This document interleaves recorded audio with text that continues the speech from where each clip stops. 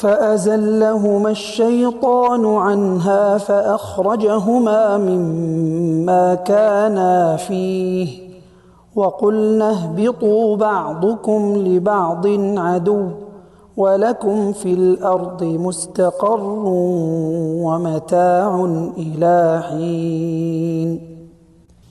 پھر پھسلا دیا شیطان نے ان دونوں کو اس درخت کی بابت اور انہیں اس جگہ سے نکالا جس میں وہ تھے، اور ہم نے کہا تم نیچے اتر جاؤ ایک دوسرے کے دشمن ہو کر، اور تمہارے لیے زمین میں ٹھکانا اور ایک وقت تک نفع اٹھانا ہے۔ فتلقى آدم من ربه كلمات فتاب عليه إنه هو التواب الرحيم۔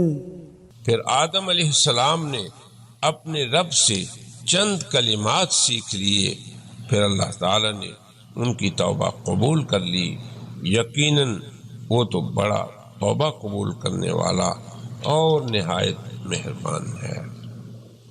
قلنا اهبطوا منها جميعا فإما يأتينكم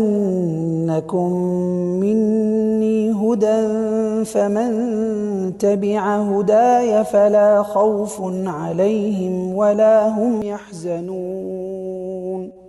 ہم نے کہا تم سب اس جنت سے نیچے چلے جاؤ، پھر اگر تم کو میری طرف سے کوئی ہدایت پہنچے تو جو کوئی میری ہدایت کی پیروی کرے گا تو ان پر نہ خوف ہوگا اور نہ ہی وہ غمگین ہوں گے۔ والذین کفروا وکذبوا بآیاتنا اولئک اصحاب النار هم فیہا خالدون۔ اور جو لوگ کفر کریں گے اور ہماری آیتوں کو جھٹلائیں گے تو وہی دوزخی ہیں جو اس میں ہمیشہ رہیں گے۔ یا بنی اسرائیل اذکروا نعمتی التي انعمت علیکم واوفوا بعہدی اوف بعہدکم وإیای فارہبون۔ اے بنی اسرائیل، تم یاد کرو میری اس نعمت کو جو میں نے تم پر کی، اور تم مجھ سے وعدہ پورا کرو اور میں تم سے وعدہ پورا کروں گا، اور تم مجھ ہی سے ڈرو۔ وآمنوا بما أنزلت مصدقا لما معكم ولا تكونوا أول كافر به ولا تشتروا بآياتي ثمنا قليلا وإياي فاتقون۔